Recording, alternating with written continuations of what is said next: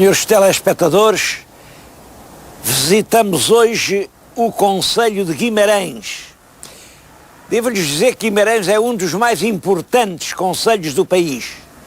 Dos maiores, tem 272 km², dos mais povoados, tem mais de 160 mil habitantes, dos que têm maior riqueza monumental, dos que têm uma maior atividade económica, são os têxteis, é a cutelaria, é o fabrico de calçado, agora é o turismo.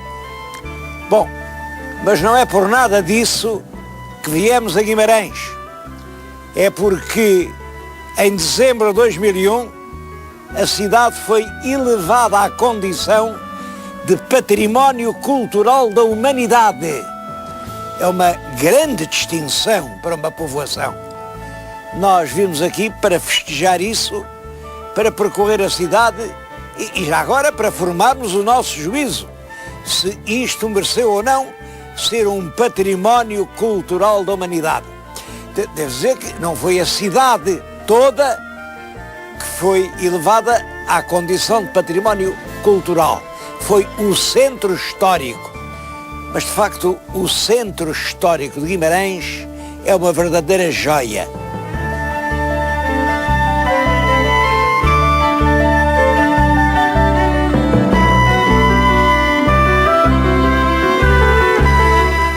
Esta distinção concedida à cidade não foi assim um favor.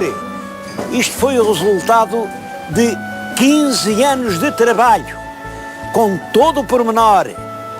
Os telhados, os pavimentos, as varandas, as adufas, tudo quanto podia reconstituir o ambiente antigo da cidade foi amorosamente restaurado.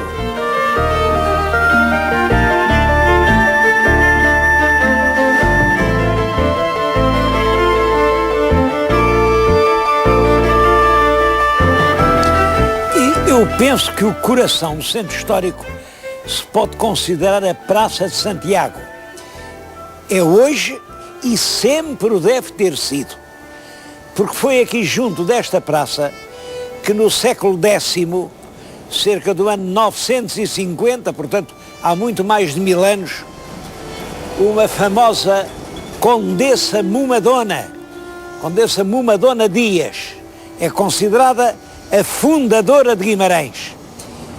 Ela, por essa altura, fundou aqui o Mosteiro Duplex. Mosteiro Duplex queria dizer mosteiro para frades e para freiras. Era um mosteiro da regra de São Bento. Bom, o monumento chegou até hoje, aqueles belíssimo claustro que estão a ver ainda é do Mosteiro da Mumadona, embora, é claro, com as transformações que os tempos lhe deram. E hoje todo o edifício é ocupado por um magnífico museu, o Museu Alberto Sampaio. Portanto, aqui à volta do mosteiro é que devia ser já o centro quando a cidade nasceu. Aliás, queria-lhes dizer uma coisa, essa ideia de que foi a Mumadona quem fundou Guimarães é uma ideia que é para, enfim, receber com todas as cautelas. Porque quando andaram aqui a fazer trabalhos nesta praça, apareceram os alicerces do mosteiro visigótico. Ora, se é visigótico, é do século VIII e a Mumadona é do século X. Portanto, 200 anos antes da Mumadona já existiria Guimarães. Outro monumento muito importante é o castelo do século X. Também se diz que foi fundado pela Mumadona para proteger o mosteiro, porque nessa altura os mosteiros eram saqueados por hordas de salteadores e, portanto, ela fez um castelo. Aquela torre, pelo menos, seria desse tempo, pois, pelos séculos fora, foram acrescentando novas fortificações. Do século XI é a Capela de São Miguel, a capela ao pé do castelo. Olhem, há a lenda de que foi ali que el rei Dom Afonso Henriques foi batizado. Não temos nenhum documento que diga que sim, também não há nenhum documento que diga que não, e é uma tradição constante, e é um dos orgulhos de Guimarães, a capela onde foi batizado o nosso primeiro rei.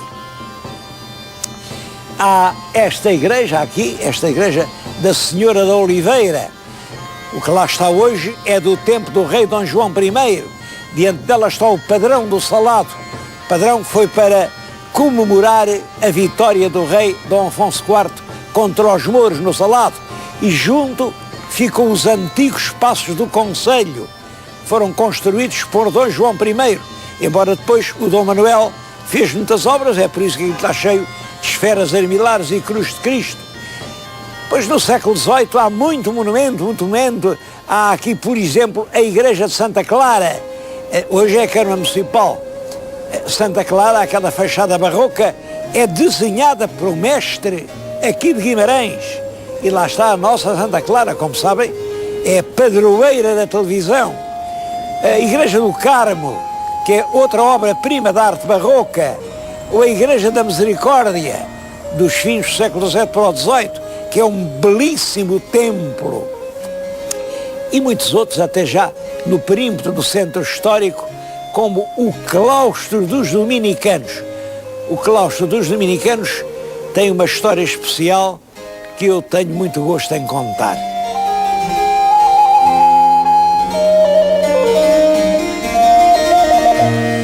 À entrada de Guimarães existia um convento dominicano. Bom, o convento existiu até à extinção das ordens religiosas em 1884 e depois ficou um bocado abandonado. Aqui não se instalou nada. O lugar foi utilizado e foi entregue a uma sociedade científica, uma sociedade histórica Martins Sarmento, sociedade constituída no ano de 1881 pelos admiradores de um grande sábio de Guimarães, um grande arqueólogo, Francisco Martins Sarmento.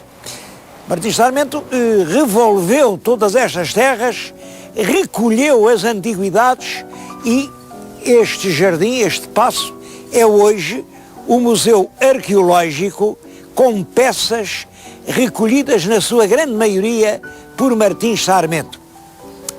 O que é curioso é que quem cria o museu e a sociedade histórica não é o próprio Martins Sarmento, que não gostava de homenagens a ele próprio.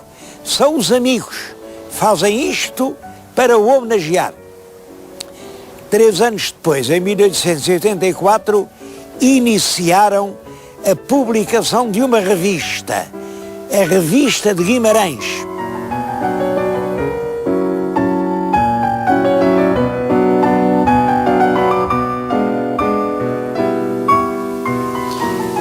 A revista está aqui, desde o número 1, que aliás é o que eu tenho na mão, até ao número 110, creio eu.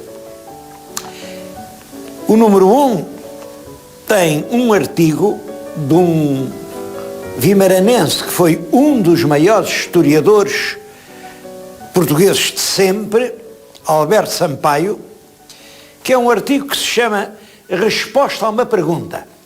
Bom, e a pergunta é esta: valerá a pena fazer uma exposição industrial? Ele depois tem um ensaio de uma grande lucidez, mas eu leio só a conclusão. Se os homens que vierem conseguirem ainda restaurar o trabalho agrícola e industrial, pode haver crises, mas elas serão passageiras, porque a massa da nação terá os elementos necessários para começar e viver o novo ciclo histórico. Este voto foi ouvido em Guimarães. Passados poucos anos, fez-se a grande exposição industrial de Guimarães. E esta terra, que era uma terra a agonizar, uma vaga terra de ruínas de granito, entre silvas, entre bosques, onde já ninguém vinha, viu despontar as primeiras chaminés das fábricas, viu importar as primeiras bobinas de fio de algodão, viu realmente estabelecer indústrias por toda a parte. Hoje é uma das capitais dos têxteis em Portugal e fez-se uma cidade jovem, dinâmica, progressiva. Isto é para lhes dizer quanto pode uma revista e quanto pode uma colaboração de um homem notável. A revista, desde 1884 até 2000, ela não se interrompeu uma só vez. Neste nosso país, em que qualquer meia dúzia de anos parece mal, em que os portugueses, ao fim de meia hora de generosidade, já estão cansados, isto é um nobre exemplo. Isto é o exemplo a apontar e a seguir.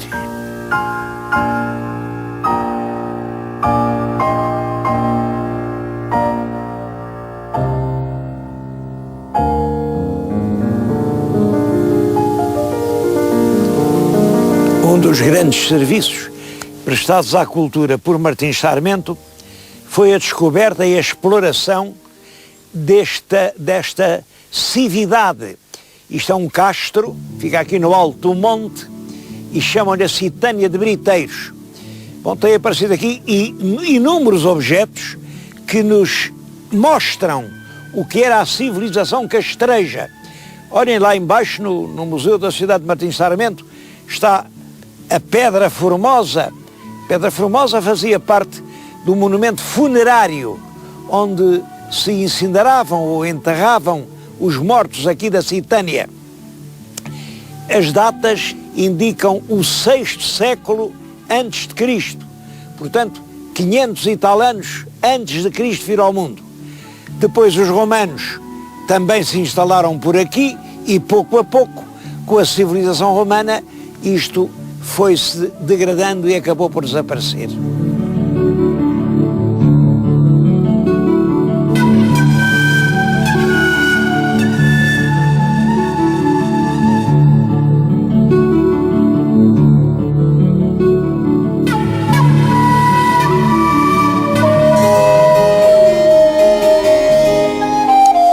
Já fora do centro histórico é o convento de Santa Marinha da Costa.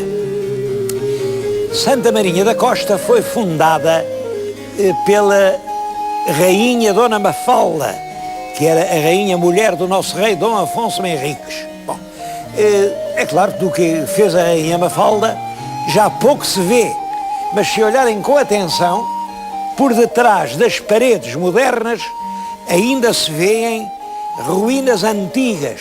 Aí há casos em que se vêem 3 ordens de arcos.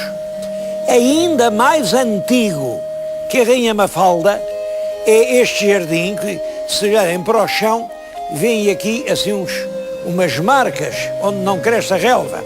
Isto era só o seguinte: era uma residência de um patrício romano. Quando se fizeram as escavações para a restauração da pousada, apareceram as ruínas romanas. E o arquiteto, era o arquiteto Fernando Távora, deu uma lição fez o jardim, mas não apagou os vestígios das ruínas, porque é conjugando todos estes elementos, uma casa romana, depois além há um arco visigótico, depois aqui o século XII, a rainha Mafalda, é assim que se faz a história das cidades. Hoje, o convento de Santa Marinha da Costa é uma das mais belas pousadas que a Natur tem em Portugal.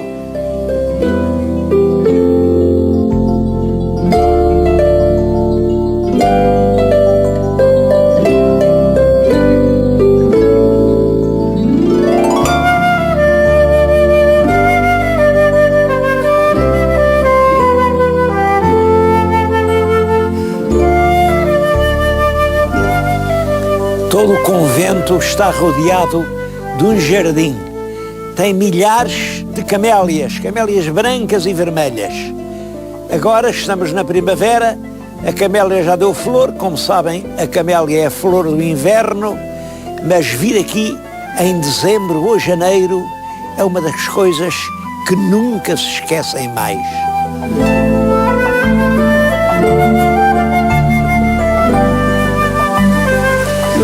No século XVI, este convento era um dos mais ilustres sítios de Portugal.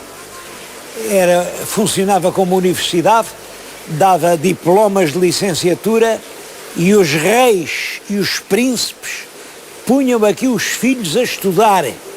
Estou-lhes a falar numa varanda que se chama a Varanda de São Jerónimo.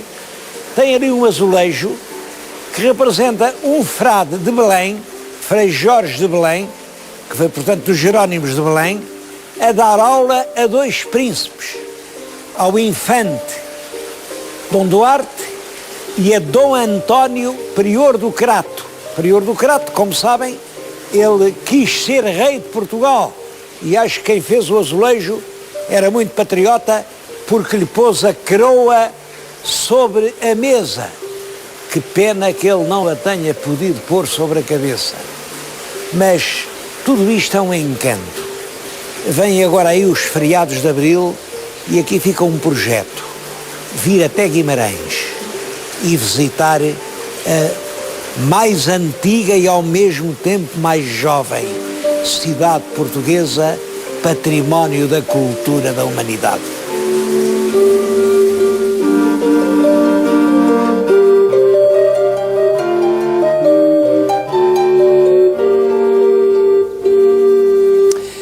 Um dos grandes orgulhos da cidade de Guimarães é ter sido a pátria de Dom Afonso Henriques. É uma tradição muito antiga, realmente não existe nenhum documento que nos diga que essa tradição não seja verdade. Bom, mas também não existe nenhum documento que lhe dê mais valor do que a pura força da tradição. O que objetivamente se pode dizer hoje é o seguinte: as cidades de Guimarães, de Coimbra e de Viseu reclamam para si a glória de terem sido a pátria do primeiro rei de Portugal. Olhem, se isto fossem sondagens, eu diria que nesta altura 90% dos votos vão para Guimarães. 7% podem ir para Viseu e aí 3% para Coimbra. Mas é por isso inteiramente justo que a cidade de Guimarães preste as suas homenagens a Dom Afonso Henriques, que é quem ocupa o primeiro lugar no longo rol dos vimaranenses ilustres. E a cidade tem sempre sabido prestar essa homenagem. Olhem, no final do século XIX, exatamente no ano de 1887, o escultor Soares dos Reis, que era então um escultor famoso, fez esta estátua. Passaram mais de 100 anos, exatamente 114, e a Câmara encomendou outra estátua a um outro escultor igualmente famoso. Eu pedi aos meus colaboradores de estúdio que as colocassem bem lado a lado, apesar delas hoje estarem em pontos muito opostos da cidade. Mas têm-nos aqui, uma ao lado da outra, para que cada senhor telespectador possa formar a sua própria opinião. Olhem para os dois monumentos. Eu acho que a diferença principal é terem entre si o intervalo de 114 anos. Parece que entre 1887 e 2001 não houve ideias nenhumas.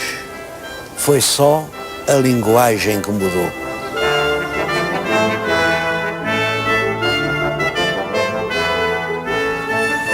Aqui nasceu Portugal.